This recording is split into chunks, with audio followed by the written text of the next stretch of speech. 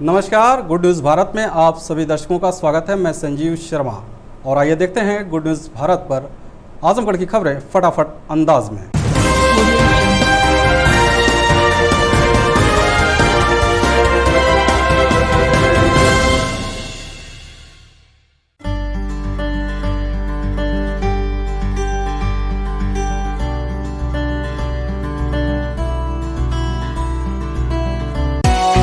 We have wings, we can fly, look at the world in the eye. We have a heart that is kind and a wise, open mind. We have hope, we have love, we can rise up above. Make us strong at the core, make us ready to explore, make us worthy of it all. So we may rise when we fall. We are the game changers, we are the trailblazers, we are the go-getters, we are the wave riders, we are the Jaypurians, we are the Jaypurians, we are the Jay. We have wings. Azamgarh पहुंचे भजन सम्राट अनूप जलोटा ने कृषि कानून को लेकर आंदोलनरत संगठनों पर जताई नाराजगी। बता दें कि शहर के जीडी ग्लोबल स्कूल में सारेगामा रियलिटी शो के वर्कशॉप में भाग लेने पहुंचे थे। इस दौरान मीडिया से बातचीत में अनूप जलोटा ने पिछले दिनों आजमगढ़ आई शबाना आजमी के दिए गए बयान सीएए और एनआरसी को वापस लेने को पूरी तरह से गलत बताया। उन्होंने कहा कि ऐसे तो सभी बिल को वापस ले लेना चाहिए। इसके साथ ही उन्होंने किसान आंदोलन पर कहा कि उनका रवैया सही नहीं था। जिस तरह से लाल किले पर तिरंगे का अपमान किया गया और ट्रैक्टर से पुलिस वालों को कुचला गया, इस आंदोलन में पाक, चीन और खालिस्तानी संगठन भी सक्रिय हो गए थे। अनूप जलोटा ने आजमगढ़ के बारे में कहा कि यहाँ पर पहले से वह आते हैं, यहाँ बहुत अच्छे टैलेंट है। शबाना आजमी उनकी मित्र हैं और यह उनकी ज़मीन है, इसलिए यहाँ आना बहुत अच्छा लगता है। इसके अलावा फिल्म इंडस्ट्री में आजकल नई बन रही मूवी पर भी उन्होंने अपनी राय रखी। अनूप जलोटा ने कहा कि आज की फिल्में बनती ही 3 दिनों के लिए हैं ताकि प्रोड्यूसर को कुछ कमाई हो जाए। इसमें ज़्यादा मेहनत नहीं की जाती। पहले ज़माने के गानों पर काम होता था और वह सदियों तक याद रखे जाएंगे। अनूप जलोटा आजमगढ़ के जीडी ग्लोबल स्कूल में सारेगामा एकेडमी मुंबई के तरफ से छोटे छोटे शहरों में टैलेंट को तराशने के लिए चल रहे वर्कशॉप में भाग लेने आए थे। सारेगामा एकेडमी मशहूर reality show producer Gajendra Singh के द्वारा संचालित है। अनूप जलोटा ने भाग लिए बच्चों को बताया कि शास्त्रीय संगीत जरूर सीखें क्योंकि इस पे श्रोताओं को प्रभाव पड़ता है। इसके अलावा अन्य विधाओं को भी सीखें, लेकिन शास्त्रीय संगीत सबसे जरूरी है। अनूप जलोटा की प्रस्तुति से श्रोता मंत्रमुग्ध दिखाई दिए। किसान आंदोलन जो चल रहा था, किसान आंदोलन शुरू तो हुआ था, कुछ जेन्युइन था, उनकी कुछ तकलीफें थी, लेकिन जब अपोजिशन को मालूम हुआ कि ये चीज भुनाई जा सकती है, तो केवल अपोजिशन ही नहीं, हमारे पड़ोसी देश भी इसमें शामिल हो गए। इसमें चाइना मिल गया, इसमें पाकिस्तान मिल गया, खालिस्तान की फिर से ये लोग रूपरेखा बनाने लगे। तो यहाँ तो उसमें बदतमीजी होने लगी थी। अरे कोई लाल किले पे जाकर इस तरह भारतीय तिरंगे का अपमान करेगा तो हम लोग कैसे सहन करेंगे। अपने मुद्दे तक रहो। उसके लिए प्रधानमंत्री जी ने कितने तरीके से क्षमा मांगी। आजकल फिल्मों का ऐसा होता है कि फिल्म बनती ही है 1 हफ्ता चलाने के लिए, कि 3 दिन अगर चल गई, फ्राइडे सैटरडे संडे, तो पैसे आ जाएंगे, कमाई भी हो जाएगी। तो उसमें गाने भी फिर 1 ही हफ्ता चलते हैं, क्योंकि उनको भी यही सोच के बनाया जाता है कि बस ठीक है, फिल्म में अच्छे लग रहे हैं तो काफी है। पहले गानों पे मेहनत होती थी, ये सोचा जाता था कि बाहरों फूल बरसाओ मेरा महबूब आया है। ऐसा गाना बनाया जाए कि हर शादी में बजे, ऐ मेरी जोहर जबी, उसके बगैर तो कोई शादी होती नहीं, सब डांस करते हैं। ऐसे गाने बनते थे। आज गाने उतने ही दिन के लिए बनाए जाते हैं जितनी देर प्रोड्यूसर सोचता है हम फिल्म चलाएंगे, बस और कुछ नहीं। मुझे तो बहुत आश्चर्य हुआ कि यहाँ कमाल के टैलेंट्स हैं। मैं अचंभे में था, और वो क्लासिकल म्यूजिक की भी तैयारी के साथ कुछ बच्चे गा रहे थे। बहुत अच्छा लगा। वैसे आजमगढ़ मेरे लिए नया नहीं है, मैं पहले भी आया हूँ और जब आते हैं तो कैफी आज़मी साहब की याद आ जाती है। हम उनके बहुत बड़े फ़ैन, उनकी बेटी शबाना हमारी मित्र हैं और जावेद साहब हमारे मित्र हैं। तो जब आजमगढ़ की बात आती है तो मन बड़ा खुश हो जाता है कि भाई चलना चाहिए। और ये सारेगामा म्यूजिक एकेडमी बहुत अच्छा काम कर रही है। आजमगढ़ एसपी ने पुलिस लाइन में झंडा दिवस पर किया झंडारोहण, वर्दी पर लगाया स्टिकर। बता दें कि आज ही के दिन मिला था यूपी पुलिस को झंडा दिवस के मौके पर पुलिस लाइन के क्वार्टर गार्ड में पुलिस अधीक्षक अनुराग आर द्वारा झंडारोहण कर अपनी वर्दी पर झंडे का स्टिकर लगाया गया। वहीं पुलिसकर्मियों को झंडा दिवस व उसके महत्व के बारे में बताया गया। पुलिस अधीक्षक ने कहा कि झंडे का सम्मान करना हम सभी की जिम्मेदारी है। इस दिन का विशेष महत्व यूपी पुलिस के इतिहास में 23 नवंबर का दिन विशेष महत्व रखता है। इसी दिन हमारे देश के प्रथम प्रधानमंत्री जवाहरलाल नेहरू ने यूपी पुलिस को झंडा का चिन्ह दिया था। 23 नवंबर 1992 के बाद प्रतिवर्ष सैनिक कल्याण के लिए झंडे के स्टिकर जारी किए जाते हैं। पुलिस झंडा दिवस यानी प्रतिवर्ष 23 नवंबर को पुलिस मुख्यालयों, कार्यालयों, पीएससी वाहिनियों, क्वार्टर गार्ड, थाना भवनों व कैंपों पर पुलिस ध्वज फहराए जाते हैं। पुलिस अधिकारियों एवं कर्मचारियों द्वारा पुलिस ध्वज का प्रतीक वर्दी की बाईं जेब के ऊपर लगाया जाता है। यह सिलसिला 23 नवंबर 1992 से लगातार जारी है। ASP CO Sadar Abhijeet R Shankar, CO under training Saumya Singh व प्रतिसाद निरीक्षक के अलावा लाइन के पुलिसकर्मी भी मौजूद रहे। आजमगढ़ जिले में स्वच्छ भारत मिशन के तहत सफाई कर्मियों ने कोडर अजमतपुर में की साफ सफाई, लोगों को किया जागरूक। बता दें कि जिला पंचायत राज अधिकारी लालजी दुबे के निर्देश पर सहायक विकास अधिकारी पंचायत लालजी राय के देखरेख में ग्रामीण सफाई कर्मचारियों ने शहर से सटे कोडर अजमतपुर ग्राम पंचायत में व्यापक पैमाने पर सफाई अभियान चलाकर साफ सफाई की। इस दौरान पंचायती राज ग्रामीण सफाई कर्मचारी संगठन के जिला अध्यक्ष सीपी यादव ने कहा कि स्वच्छता का मिसाल हम सफाई कर्मी लोग कायम करके दिखाएंगे।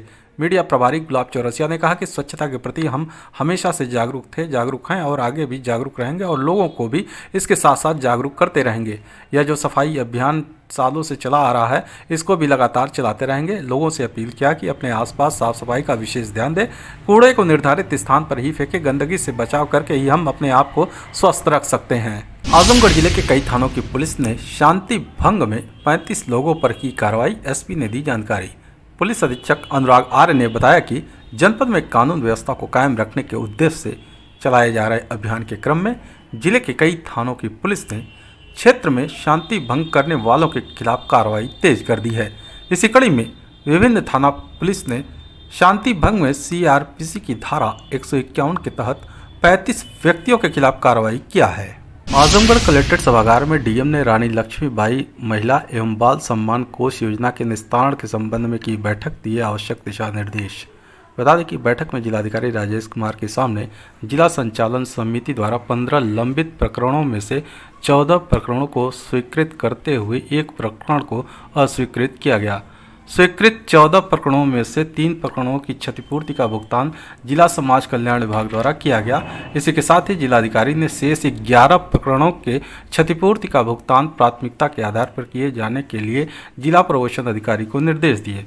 उन्होंने यह भी निर्देश दिया कि उत्तर प्रदेश रानी लक्ष्मीबाई महिला एवं बाल सम्मान कोष योजना के अंतर्गत लंबित प्रकरणों के निस्तारण के लिए जिला संचालन समिति की बैठक प्रत्येक माह में 2 बार कराना सुनिश्चित करें एवं बैठक में केस समरी के साथ उपस्थित रहें।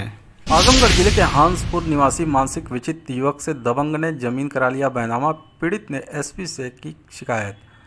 पुलिस अधीक्षक कार्यालय पहुंचे जीवनपुर कोतवाली क्षेत्र के हांसपुर गांव निवासी पीड़ित ने बताया कि रौनापार थाना क्षेत्र के अखईपुर गांव निवासी ब्रजेश यादव और सोनू ने बीते 26 अक्टूबर 2021 को उसके भाई दिनेश मौर्य के मंदबुद्धि का फायदा उठाकर 1 बिस्सा जमीन को बैनामा करा लिया। इस बात की जानकारी होने पर जब परिवार के लोग शिकायत लेकर पहुंचे तो दबंग उन्हें जान माल की धमकी देते हुए हीला हवाली करने लगा। इस बात की शिकायत उसने मुकामी थाने पर की, लेकिन कोई कार्रवाई नहीं हुआ। थक हार कर पीड़ित परिवार व गांव वालों के साथ एसपी दरबार पहुंच न्याय की गुहार लगाते हुए आरोपी के खिलाफ सख्त कार्रवाई करते हुए उसकी जमीन को वापस दिलाए जाने की मांग की। हमारे भाई को डेरवा धमका के ज़मीन हमारी लिखवा लिए हैं, सोनू यादव और ब्रजेश यादव अखईपुर। वो वापस करने के लिए कहे थे, तो हिला हवाली करके इतने दिन बिता दिए, 20 दिन। क्या कहकर जमीन लिखवाएं आपसे?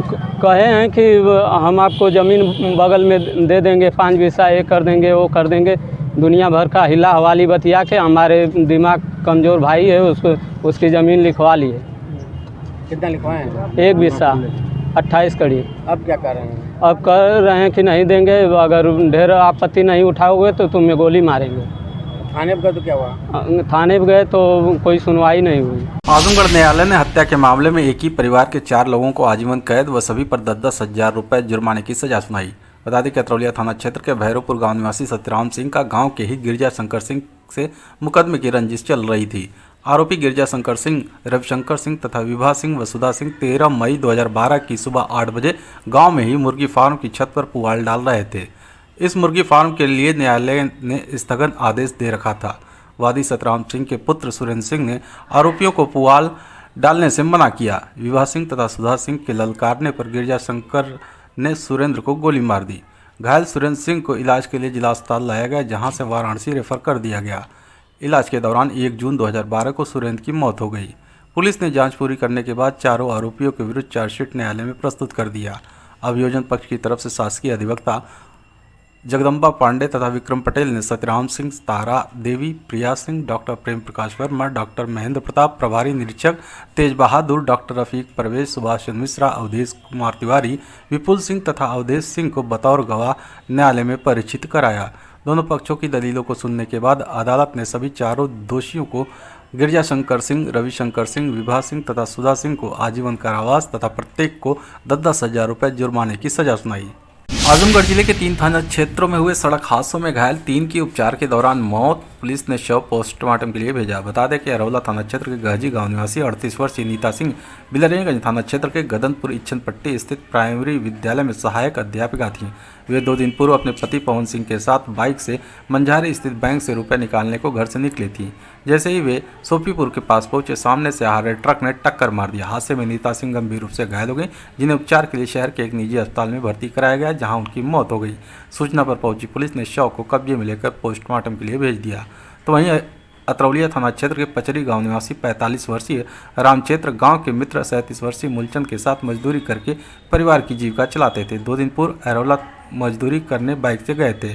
देर रात बाइक से घर लौटने के दौरान अरौला थाना अंतर्गत खजुरी के पास इनकी बाइक अज्ञात वाहन से जा भिड़ी। घायलों को जिला अस्पताल में भर्ती कराया गया, जहां डॉक्टर ने रामचेत की हालत गंभीर देखते हुए हायर सेंटर के लिए रेफर कर दिया। परिजन उनको गेट से बाहर निकाले थे कि तभी उनकी मौत हो गई। इसी क्रम में फूलपुर थाना क्षेत्र के खुरासो गांव निवासी 60 वर्षीय राजाराम यादव प्रतिदिन की तरह पैदल बाजार जा रहे थे कि यूनियन बैंक के पास अज्ञात वाहन की टक्कर से घायल हो गए थे। उन्हें उपचार के लिए एक निजी अस्पताल में भर्ती कराया गया, जहां मंगलवार की सुबह उनकी मौत हो गई। पुलिस ने शव कब्जे में लेकर पोस्टमार्टम के लिए भेज दिया। आजमगढ़ जिले के जयपुरिया स्कूल में यातायात माह के तहत बच्चों व अभिभावकों को यातायात नियमों को दी गई जानकारी।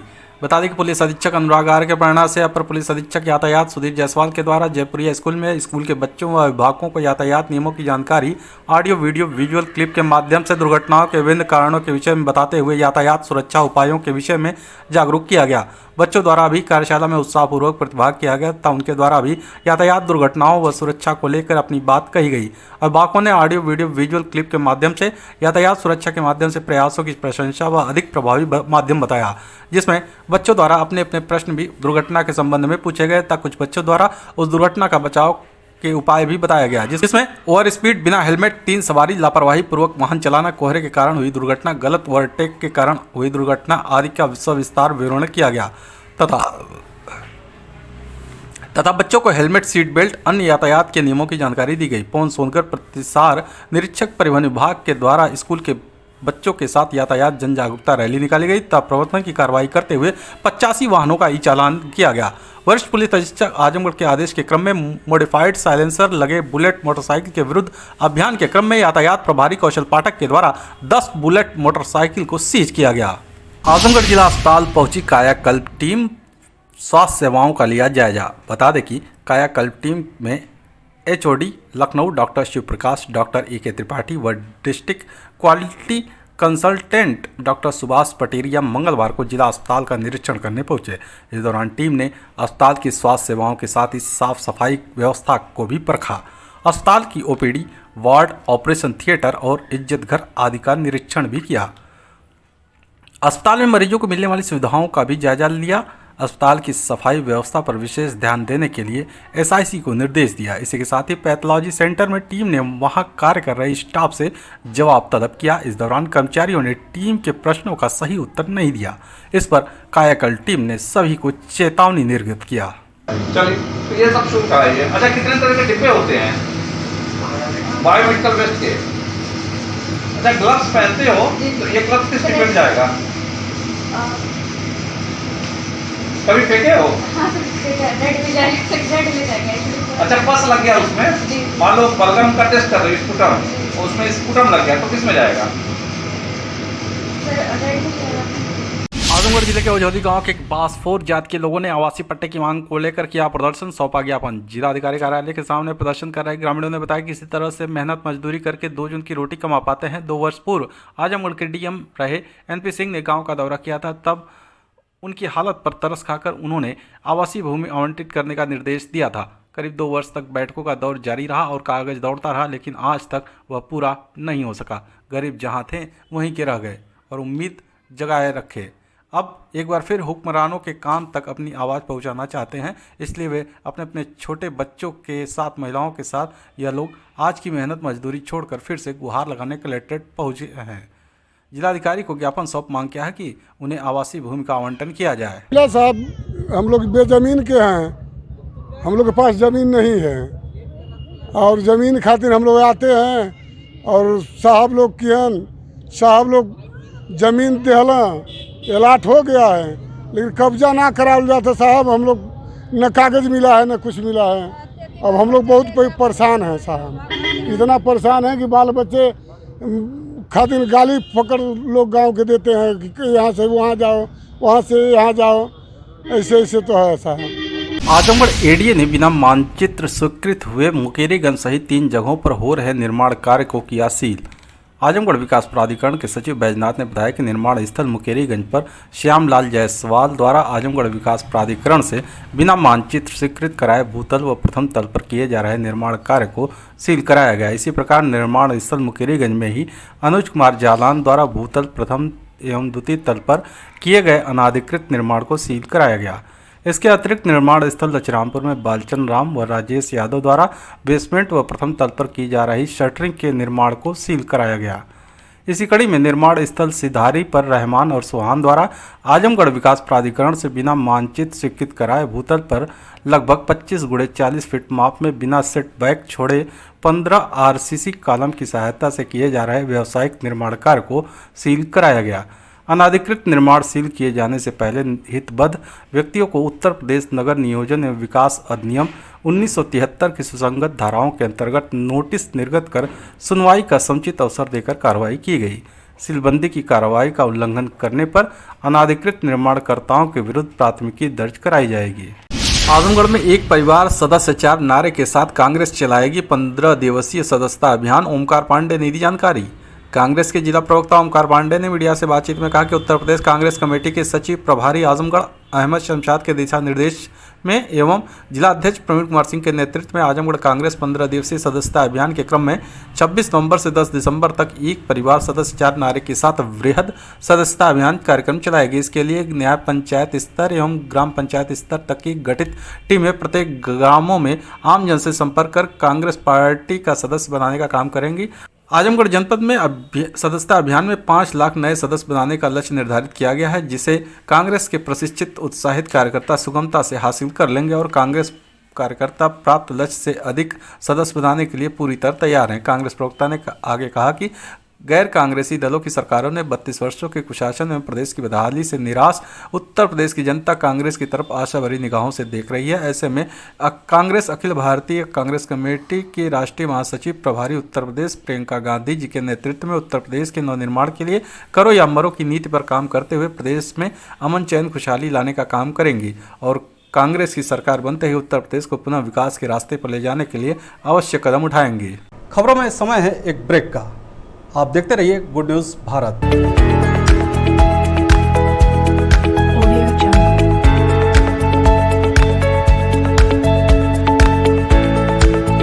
ब्रेक के बाद एक बार फिर से आपका स्वागत है और आइए देखते हैं आजमगढ़ की खबरें फटाफट अंदाज में।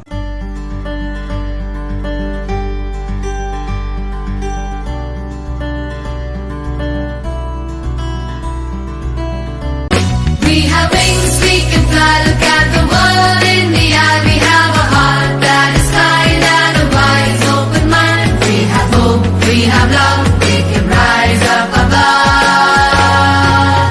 Make us strong at the core, make us ready to explore, make us worthy of it all.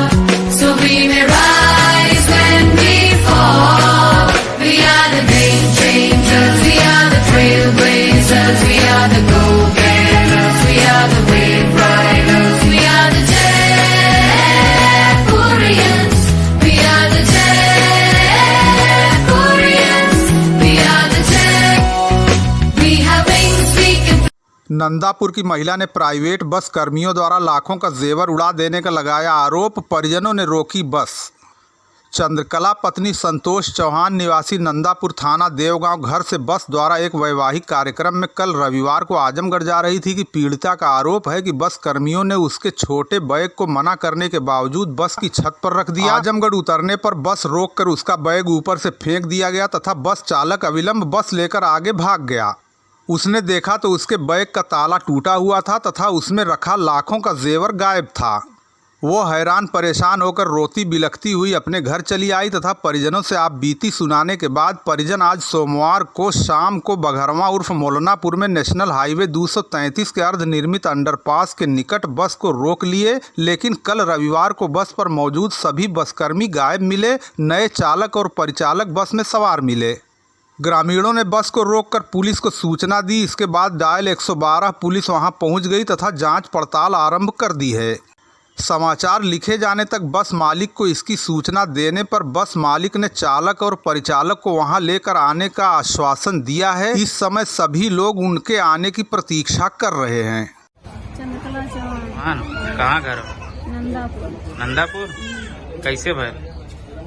बस से चढ़नी हमारे हाथे से छोड़ के बैग फेंक देना बेसी ऊपर एकदम बस ही पे। अच्छा।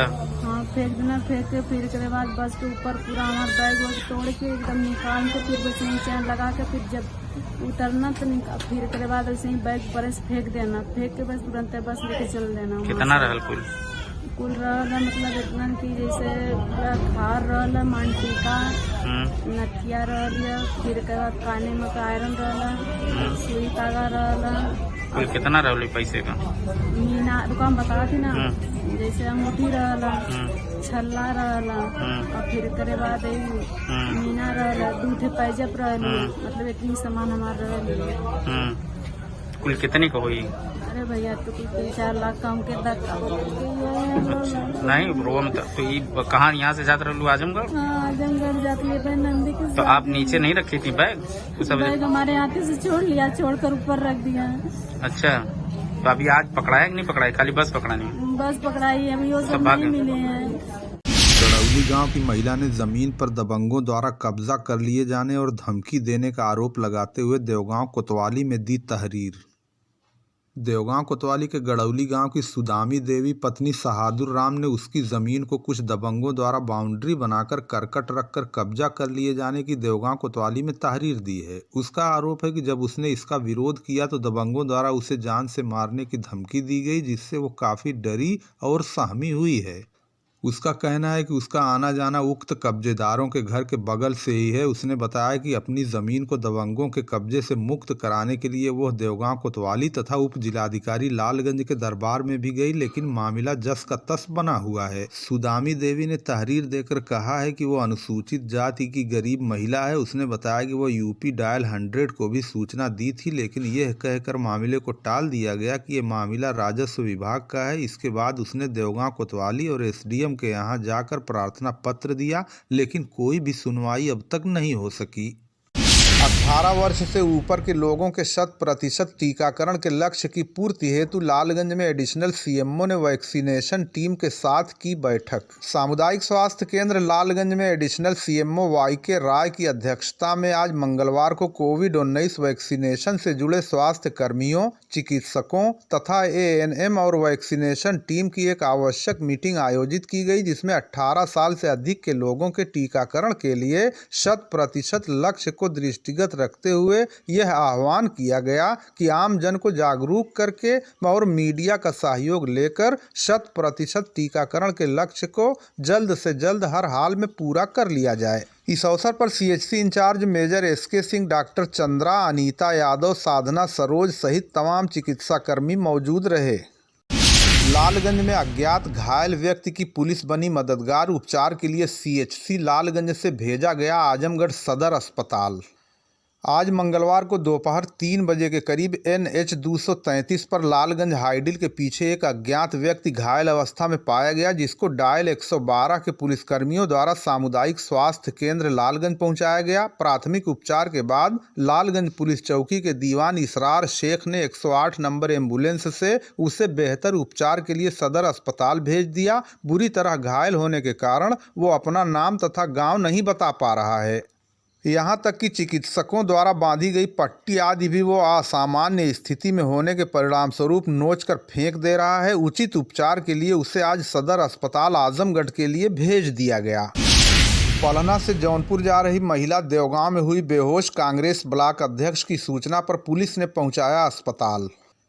पलना से आज मंगलवार को जौनपुर अपनी ससुराल जा रही एक महिला आरती देवगांव पहुंचने के बाद प्रातः 10 बजे के करीब बेहोश हो गई। आनन फानन में कांग्रेस के ब्लॉक अध्यक्ष अहमर वकार ने इसकी सूचना पुलिस को दी तो मौके पर पहुंचे देवगांव कोतवाली के हेड कांस्टेबल संतोष तिवारी ने उसे देवगांव के डाक बंगले के पास स्थित एक अस्पताल पहुंचाया, जहां उपचार के बाद आरती को होश आया। महिला की सूचना पर उसके परिजन भी कुछ देर के बाद देवगांव पहुंच गए और पुलिस तथा कांग्रेस ब्लॉक अध्यक्ष का उन्होंने धन्यवाद ज्ञापित किया। क्या नाम है? आरती। गांव पलना। कहाँ जा रही थी? अकेले? घर से नहीं कोई था? तो यहाँ तबीयत खराब हो गई तो हमारे देवगांव थाने के स्टाफ आपको ले आए हॉस्पिटल और डॉक्टर साहब इलाज कर रहे हैं। ठीक है ना? We have wings, we can fly, look at the world in the eye. We have a heart that is flying out.